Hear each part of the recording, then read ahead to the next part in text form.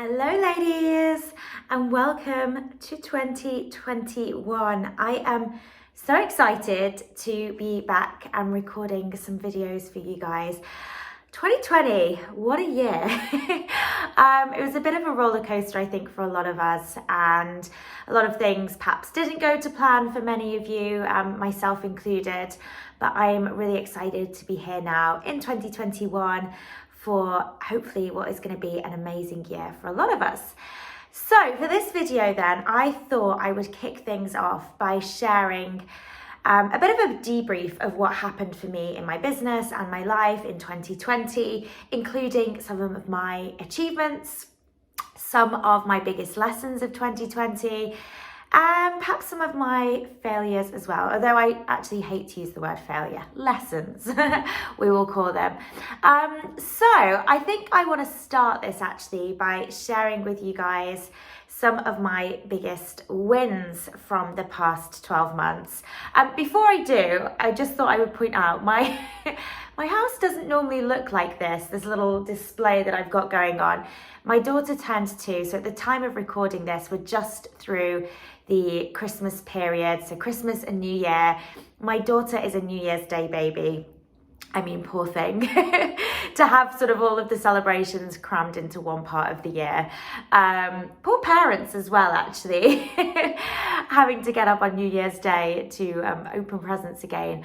But so my daughter turned 2 on New Year's Day, and we did this little birthday gathering for her. Looked a little bit different than what I initially anticipated, given that where I live in Cheltenham in the UK, we are currently in Tier 4 lockdown, which means that we can't really mix with other households, we can't really go anywhere, things are closed. So we had a really small little gathering just with our little fam at home. But yeah, I did this little display for her, and she had a big balloon and all of her presents and things. So I thought, well, you know what, I've gone to all of this effort and putting all of these flowers and stuff together. I thought I'm just gonna leave it here for a bit of recording. And I'm also wearing the dress that I bought actually for her, what was gonna be her birthday party.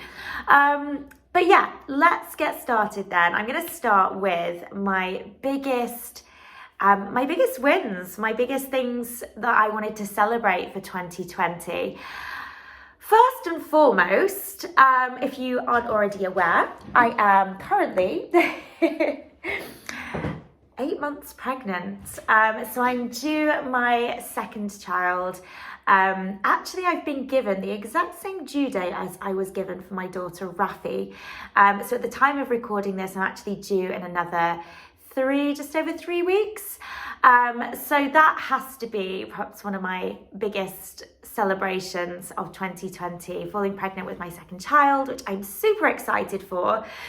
But in terms of business, hitting one of my financial goals, it was one of my goals that had been on my list for a while, and it actually manifested in 2020, which of all the years to manifest, I would have expected 2020 to actually be coming into this year, and all of the chaos that has happened over the past 12 months.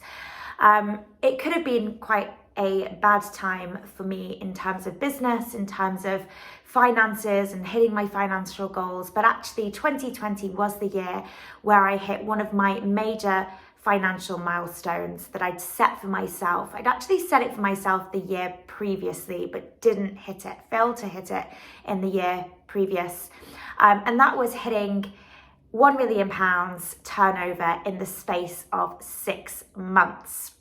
I'm not going to go into this too much because I actually created a video not so long ago that breaks down the finances of my business and actually takes you behind the scenes of this goal. I will link the video below. The reason why I created that video was just to give you total transparency actually on the finances of my business. I know a lot of people talk about money within their business and what they're earning, and I just wanted to be completely open and transparent about what my finances looked like and actually show you screenshots of our sales pages and where you can see all of our stats and our data. So I'll link that video below. But yeah, that for me was a huge win and something that I was incredibly proud of.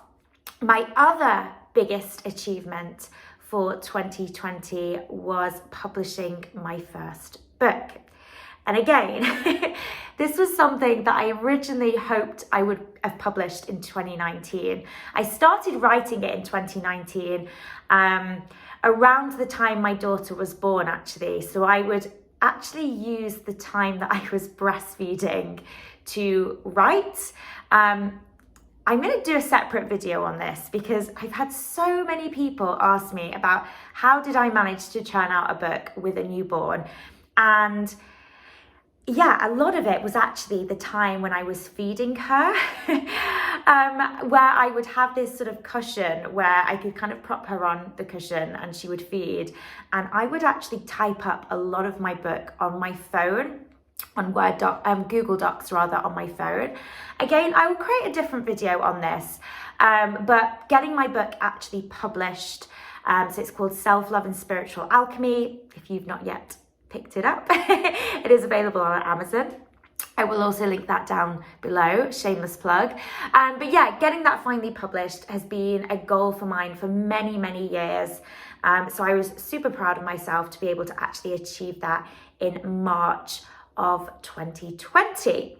So I'd probably say they were sort of my 3 biggest life and professional goals of the year.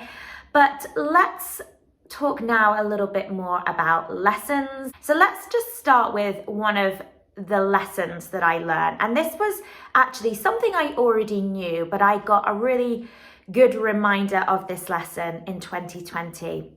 And that is the importance of letting go of the when your desires and your goals actually manifest. So talking about my achievements, my book, and hitting that financial milestone of making £1 million in the space of 6 months. Both of those goals were actually goals that I'd set myself for 2019 that didn't actually pan out by the dates which I'd wanted them to. Okay, and flashing. and here's the thing, right, with goals. Often we're told, when you set a goal, you've got to set a date, you've got to set a target for when you want that goal to happen. And I do believe there are some ways in which having those date-specific goals can really serve you because they keep you accountable, they keep you moving forwards, they help to stop you procrastinating on things. However, time-orientated approaches to setting goals is a very linear way of being. So linear is all about, I've got to get things done. It's about getting from A to B. This very much tunnel-visioned approach to creating the life that we want. And this is a very masculine approach to goal setting as well, where we're so fixated on getting to that end point without really considering what the journey is going to look like. Feminine action and working from this space of feminine flow is much more about enjoying the process, going with the flow, and of course having goals, but releasing and surrendering to when those goals will actually manifest. And as I said, I was quite fixated on hitting both of my goals in 2019 and they didn't happen. And it was only when I started to really let go of the when that those goals actually came into existence for me. So letting go of the when then was an important reminder for me. And I think this is something that I want to pass on to you guys as well, is that when we detach from the when our goals are going to manifest, often we call them into our existence far quicker than when we are so fixated on getting something by a specific deadline. When we set specific deadlines for our goals, often what happens, the closer we get to that deadline, the more fear that builds up, the more resistance we create towards that goal. So let's say, for example, you give yourself a 6-month deadline to hit a certain goal and you get to month 5 and it's still not manifested for you. all of those fears and doubts and panics start to kick in. And of course, when you're in that place of fearing, doubting, worrying whether what you want is actually going to work out for you, you actually hold yourself apart from that goal. You actually block that goal from manifesting into existence. So surrendering to the when a little bit more, trusting that everything that you're meant to receive will come into your life at exactly the right moment you are meant to receive it. And I look now at my achievements of this year, so the book and the financial goal, and I now fully appreciate that they happened at exactly the right time. I had a hugely successful launch of my book. I think because of COVID and everybody being indoors, a lot of people had more time to really work on themselves. A lot of people started to commit more to personal development, to the inner work. And so obviously launching a book that is based on mindset around that time was actually the perfect moment for me. If I'd have launched that book in 2019, perhaps I wouldn't have seen the same kinds of results. And my financial goals, hitting those in 2020 versus 2019, yes, I may have had to wait a little bit longer than what I thought I would, but I learned so many things along the way. And there were lots of changes that I made to my business that have really served me in the long run, that I perhaps wouldn't have made if I'd hit that goal in 2019. So yeah, I truly believe that everything that we are meant to receive will happen at the moment we're meant to receive it. And so my biggest lesson is really to just trust the timing of your life. Now, my next biggest lesson was around doing less in order to attract more. So again, this isn't something that was new to me. I knew that we could manifest more in our lives when we actually relax and take things easy and let go and actually work less versus struggling and burning ourselves out. This was something I already knew, but I got a big reminder of this in 2020. And again, going back to my income goal, my income win for 2020, what was really, really interesting was 2020 was really the year that I took my foot off the pedal a lot in terms of how much I was doing within my business. Now, this isn't to say that I just sat back and did nothing and everything just fell into my lap. And I certainly did have systems in place which allowed me to work a lot less. But it was the year that I decided to fully commit to showing up within my business exactly how I wanted to, in a way that really made me feel good, in a way that honored my own energy and protected my own boundaries, and really just sit into my core zone of genius. So this is something that I could talk about for ages because it's something that's been a big part of my journey, and that is this idea that we have to struggle or earn our right to succeed. There has to be some sort of sacrifice, there has to be hard work.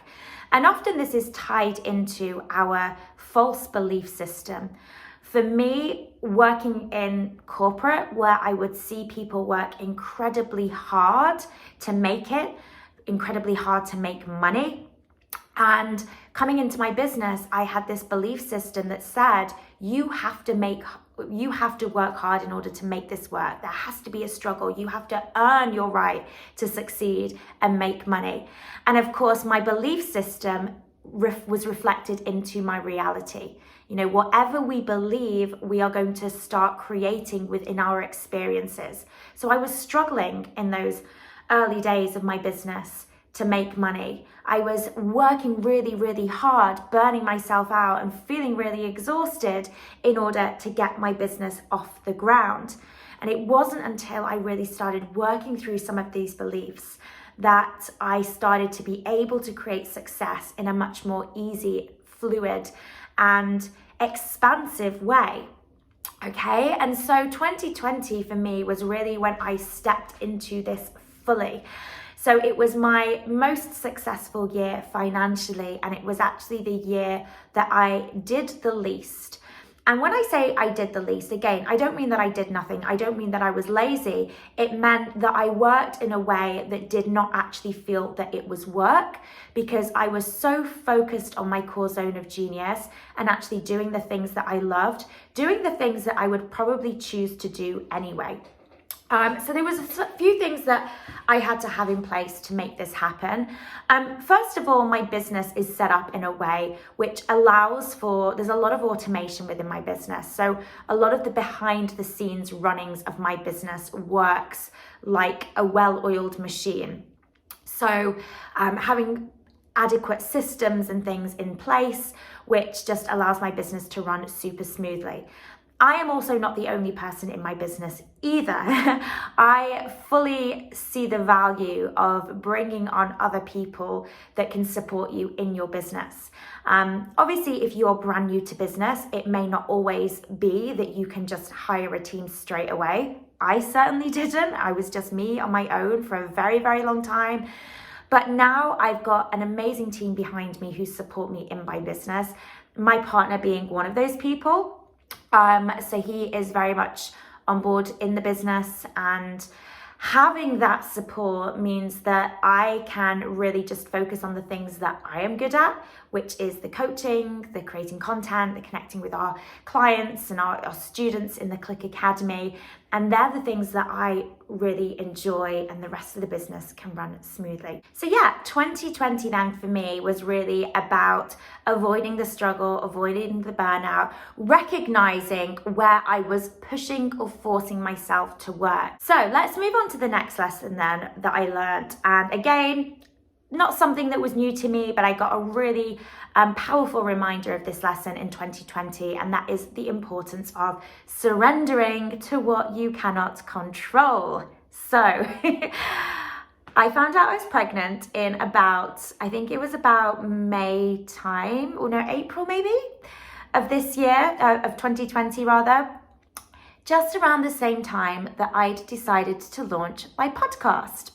So a podcast had, again, it'd been on my list of things that I wanted to do for a while within my business. And I decided to launch it this year. I thought, what a great opportunity. I'm at home in quarantine, in lockdown, and nothing's open. I've got more space, so I'm going to start recording a podcast.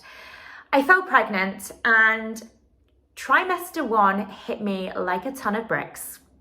I have never felt so exhausted, so sick, so rubbish in my whole life. It was really, really a challenging 12 weeks for me, where I just did not want to do anything. Okay, like I even struggled to get out of bed in the morning. I would get out of bed, have some breakfast. I know this is too much information, but then I would normally throw up and then go and sleep on the sofa for the good part of the day. And the podcast went completely out of the window. And of course I was frustrated with this. I was so excited. I had all of these ideas for the podcast. I was really enjoying, I'd managed to record a couple of episodes and I was really enjoying recording them. And then all of a sudden, I just was not in a place to be able to do anything. And of course, you get frustrated with yourself. I started to, at one point I even tried to force myself to just get up and do it. I've committed to this now, I should do this. And, I don't want to let people down. But I had to remind myself this was just one of those things I needed to surrender to. I couldn't control how I was feeling. This was just a period of my life where I needed to rest. I needed to just do nothing. And there was not really a lot that I could do about that. And again, this is going to happen to all of us. There's going to be times in our business or in our lives when things don't go as we want them to, and there's not really a lot that we can do about it.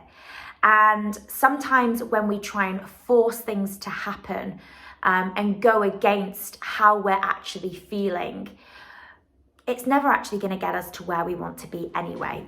And I see this play out actually a lot with women who they're perhaps in their businesses and they're hitting a place of feeling tired, or maybe they're ill, or something else is going on in their life which forces them to slow down or perhaps even stop momentarily entirely. And that is okay. Okay? I want you to know that that is okay, and things can be picked up where you left off. And the worst thing you can do is just force yourself to do things or force things to happen when things aren't exactly unfolding in your favor. You have to trust that the universe is going to be there to support you when things do get back to normal again, or when you do feel more inspired or your energy is back. And as I said, you can take things from where you left off. So this was a point in my life where I had to truly just surrender, let go, just acknowledge the fact that I didn't have the energy that I normally did, that I wasn't feeling amazing, and just listen to what my body was saying. One of my favorite quotes is, "Nothing in nature blooms all year round, and neither should you." And I think this is a really important lesson as well. Knowing that it's okay sometimes to slow down, to do less, to actually just spend some time turning inwards rather than creating or achieving or, being in this constant action mode. We're not expected to have a continuous season of blooming where we're constantly in this place where we're taking huge amounts of action and achieving lots of things. There are going to be times in your business and your life where you are slowing down, and that is absolutely fine. Okay, so one of my other biggest lessons of 2020 was acting from this place of love versus fear. So when we act from a place of love, we're acting from the place of the heart. We're doing what feels good for us just purely on the basis that it does feel good. It keeps us in alignment. Acting from a place of fear, on the other hand, is acting from this place of desperation, of panic. We're often making decisions because of the wrong intentions, because of the wrong reasons, out of fear rather than out of love. And there were certain things that I'd recognized I was doing within my business where I was still acting from that place of fear. And it was really highlighted to me at the beginning of 2020 when I realized that one of the programs that I was running as part of the Clique, I had really completely fallen out of love with. And the only reason I was continuing to run that program was because I was fearful that if I stopped running that program, a big chunk of my income would dry up. So to give this a bit of context then, we up until the beginning of 2020 was running a program where we were supporting coaches mainly on the business side of their business. And so it was a predominantly marketing program where there was lots of hands-on support with things like funnels and ads and techie stuff and behind the scenes stuff. And at the time of creating that program, I do believe I created it from a place of love because I was excited to share with my audience a lot of the techie stuff that really had worked for me within my business.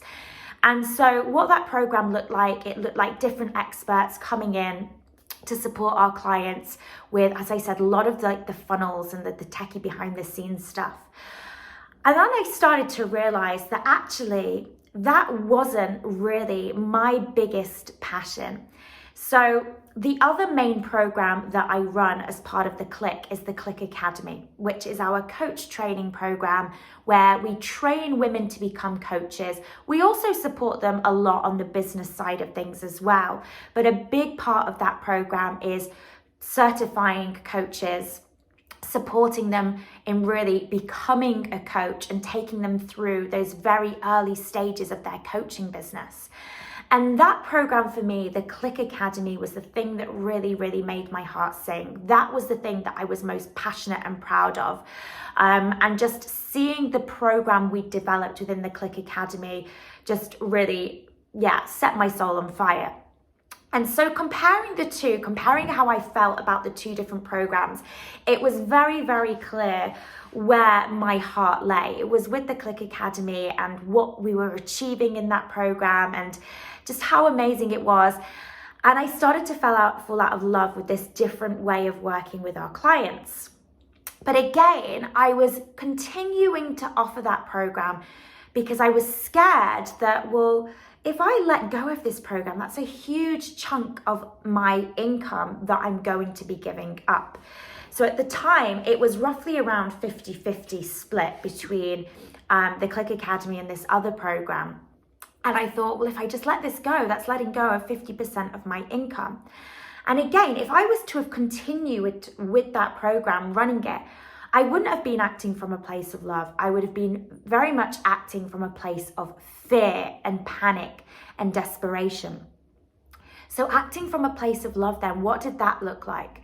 Well, it looked like me trusting my heart and me trusting that if I followed my most authentic path and gave everything to the program that I was most passionate about, being the Clique Academy, then the universe would validate that path for me. The universe is always going to support you the most when you are doing the things that are the most true to you, when you are acting from that place of love versus fear. So I took the decision to completely stop running that other program, doing so because I was so passionate about putting my all into the Clique Academy. I wanted to act completely from a place of love and make decisions that really, really lit me up versus making decisions from that place of fear or worry. And what happened was absolutely incredible in that the month that I decided to step away from that other program, I didn't just double, I almost tripled the amount of signups into the Clique Academy. So I didn't actually lose any money at all. In fact, my finances in my business significantly increased. And I really do believe that that was because I was trusting my heart and following my heart and following the thing that I knew I loved the best, the thing that gave me the most joy and the most passion. My next lesson then is to allow yourself to let go of trying to control all of the little nitty-gritty details. And this is something that admittedly I've really, really struggled with within my business. I'm a bit of a control freak and I want things done a certain way, and often, you know, this was probably why it took me so long to bring on team members, because I was just of this opinion that I need to be doing this, I need to be the one doing this. And yeah, I really struggled to hand the reins over. But I got an important reminder in 2020 about the importance of letting go of the control and what happens, what magic can happen when we do hand things over to the universe a little bit more frequently. So this lesson I learned, it wasn't actually in a business context, it was in a life context. And at the time, so we were in lockdown for pretty much the most of the summer. September, we had this little bit of a window where we could finally travel. So my partner and I decided to take our daughter on a holiday to Greece. We went to the island of Crete. We booked 2 weeks staying at this incredible hotel at a place called Alunda in Crete. And at the time of us traveling, there were no sort of travel restrictions or anything. We could freely travel to Crete and we didn't have to quarantine on our return. So we thought, brilliant, let's go. Anyway, towards the end of the trip, I think it was 2 or 3 days towards the end of the trip, the UK announced that anybody that had been to Crete had to then quarantine for 2 weeks when they got back. Now, of course, with a toddler, quarantining is, I'm not gonna lie, it's hell. It's not so bad when the weather's good. You know, if it's sunny, we can be out in the garden, brilliant. When it's bad weather, being indoors 24/7 with a toddler is an absolute nightmare. And we looked at the weather back at the UK and it wasn't doing so great. So we thought, okay, what are our options here?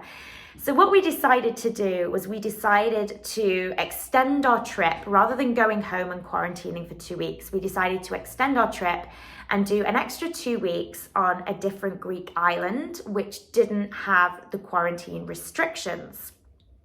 So we ended up going to an island called Naxos. Now, when it comes to travel, I am a meticulous planner in that I like to control everything. I like to know what restaurants we're eating at, what we're doing every day, where we're going, what trips we're taking. I am, a control freak basically when it comes to traveling. And we didn't have any opportunity to plan for this extended stay. We hadn't booked anything. I didn't know anything about the island. I didn't know anything about the restaurants.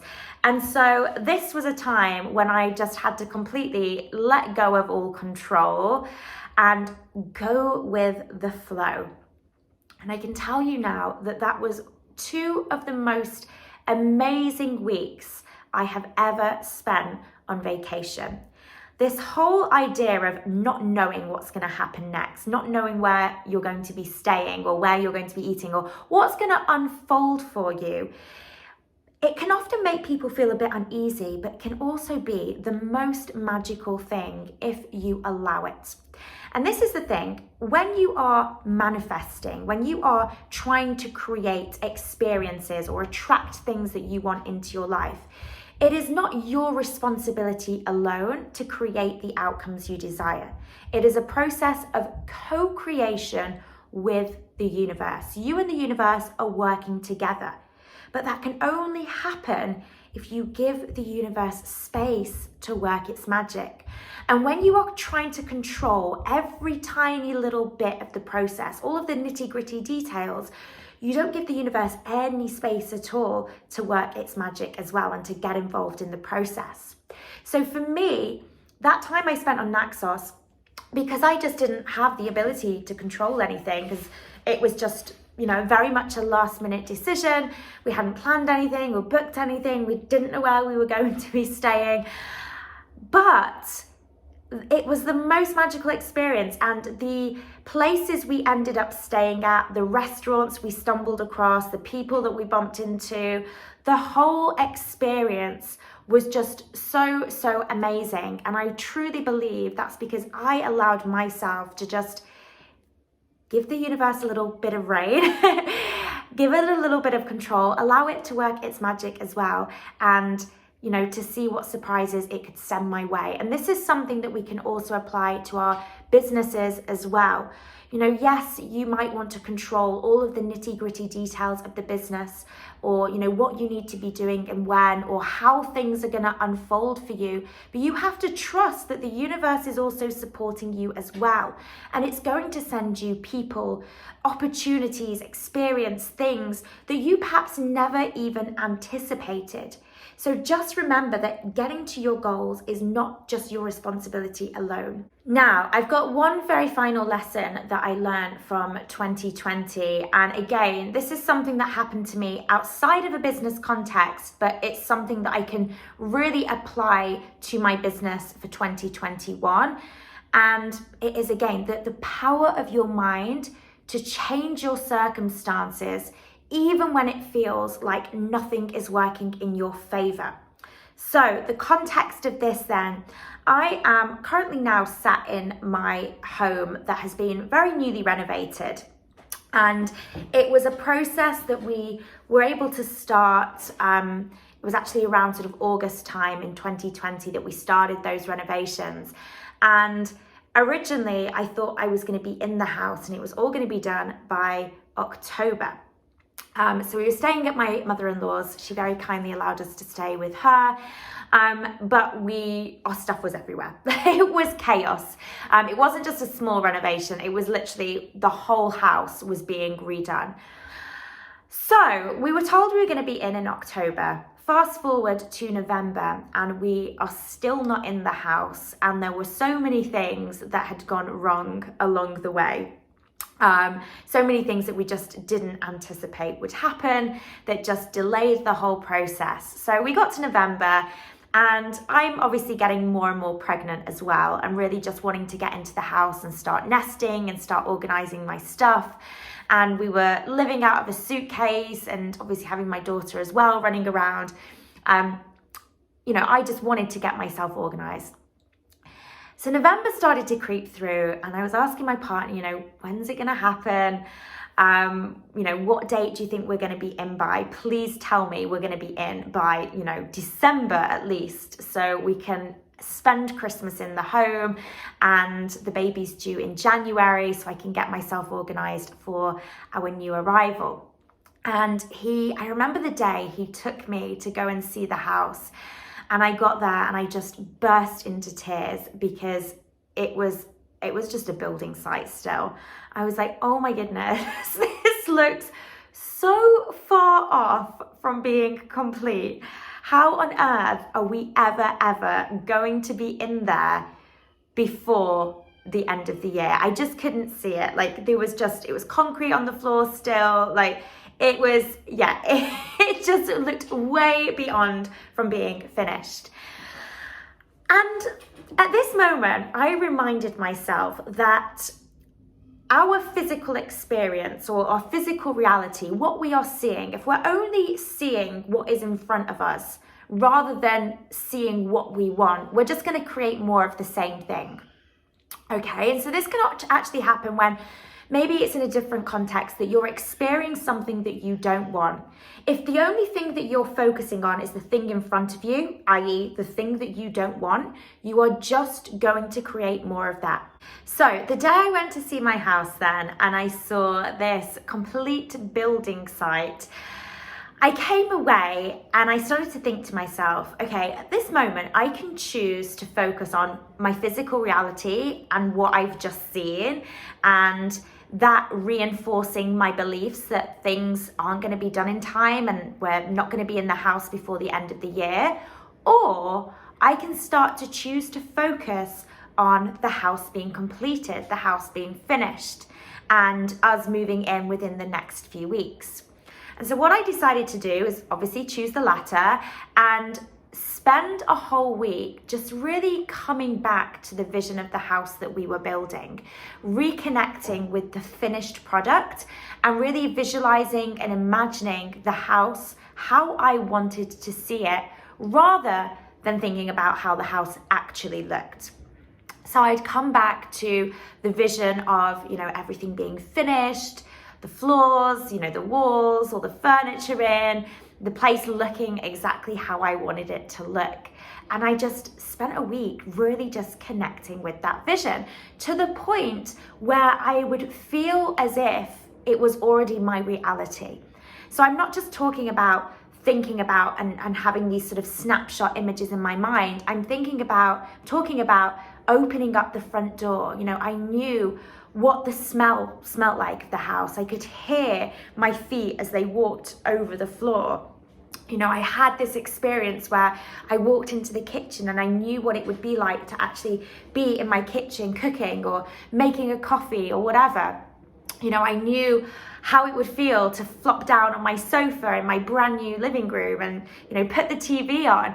I connected with what I wanted so vividly that it felt real. It felt really, really real.